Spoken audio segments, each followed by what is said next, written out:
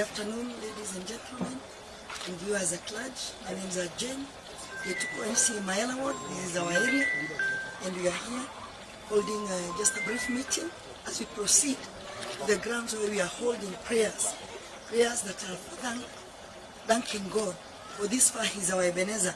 The Dabibi issue that has been all over is the sole reason why we are here, and together with our honorable members, our learned friends, and including our friends and supporters who are here or absent, we are here just to support and to kind of be solid. We are looking for solidarity as our people are being oppressed at the ground, and we need to tell them that what has been going on has not been very good.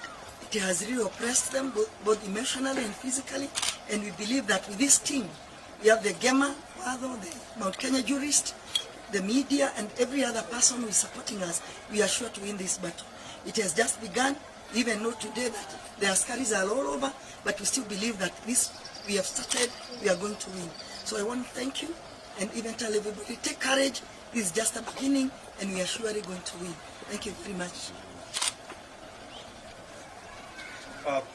Thank you, members of the for the state, as it has clearly been captured by the member of the county assembly, representing the oppressed and the downtrodden people of the Dabibi area. I am here in the capacity of an advocate representing the accused persons in court in the matter that is on Nairobi.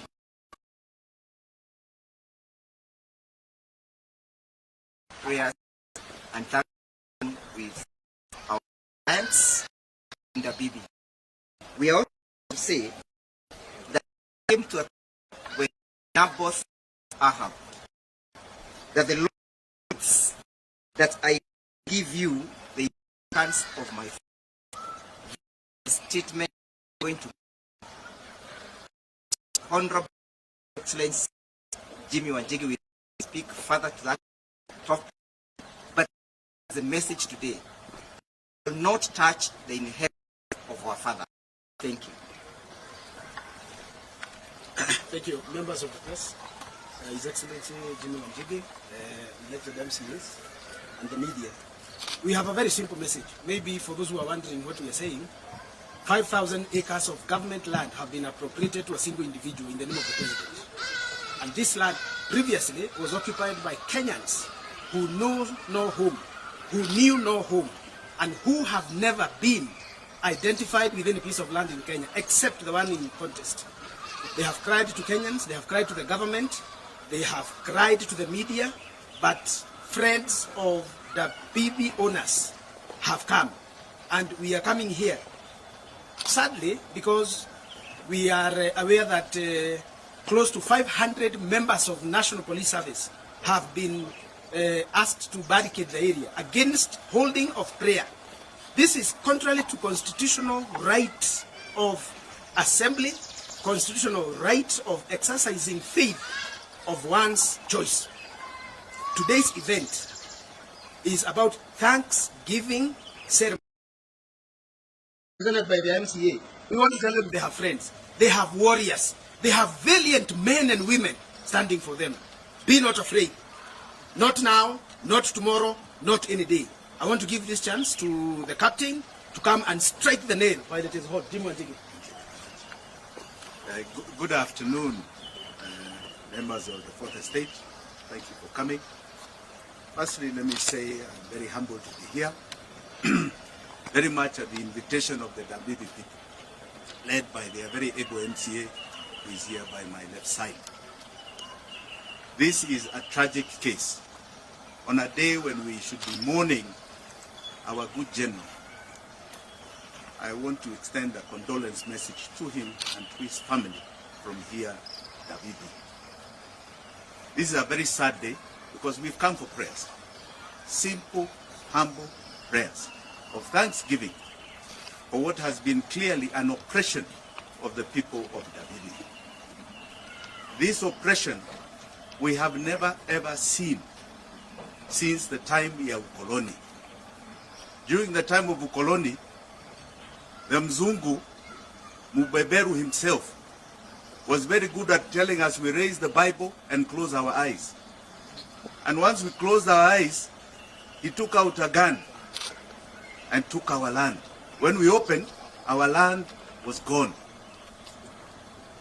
Here in Dabibi, the member of parliament called Jane Kihara identified the oppressor, identified the colonizer.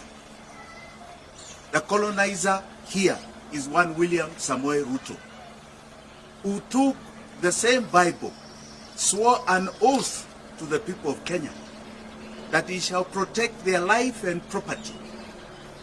And when we opened our eyes after that oath, it seems that he's taking their property. This will not be allowed. It is unconstitutional. And we have come here to pray to God that God helps us in this battle. We are his warriors in this battle for the smallest man in Kenya, starting from here, Dabibi. We are not going to relent. We are going to the ground. We want to see what those policemen have in store for us. The journey ahead is with God's light. We are confident that we shall achieve what we came here for, the prayers that we came for. Asanteni sana.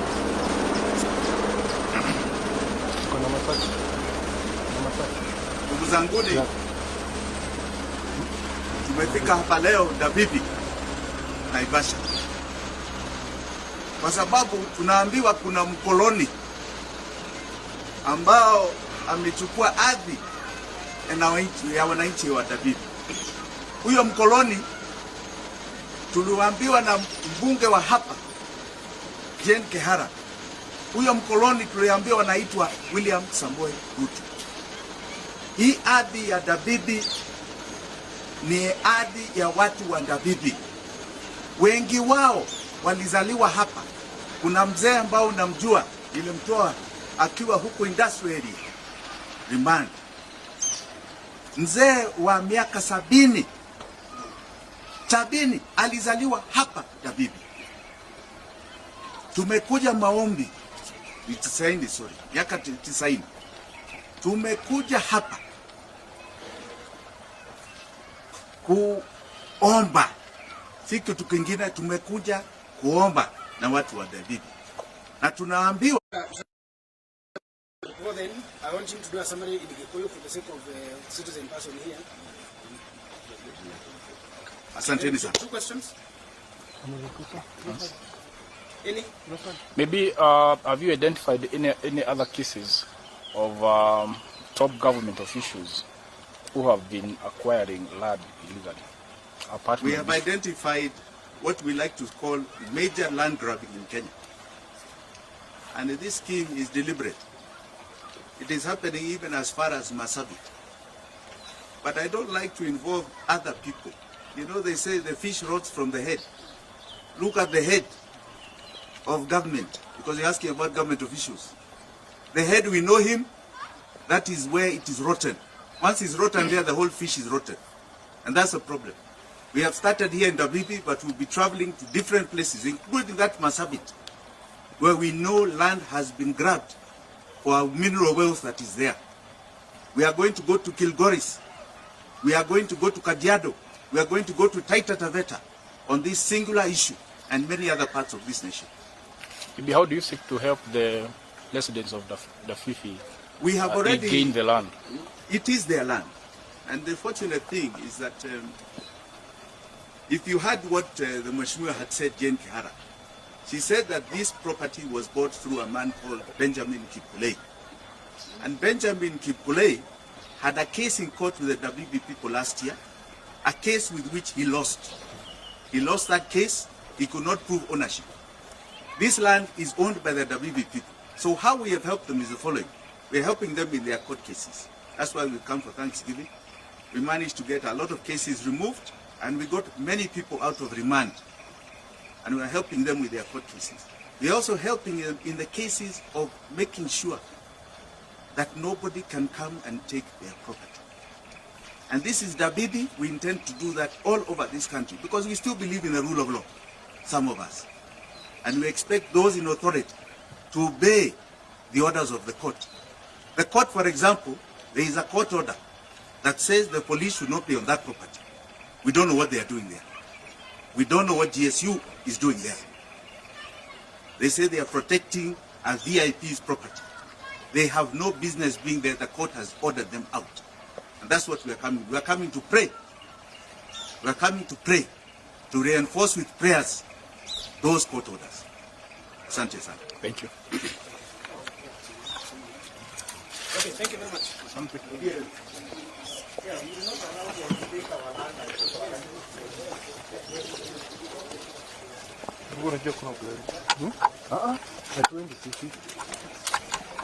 Anaenda nato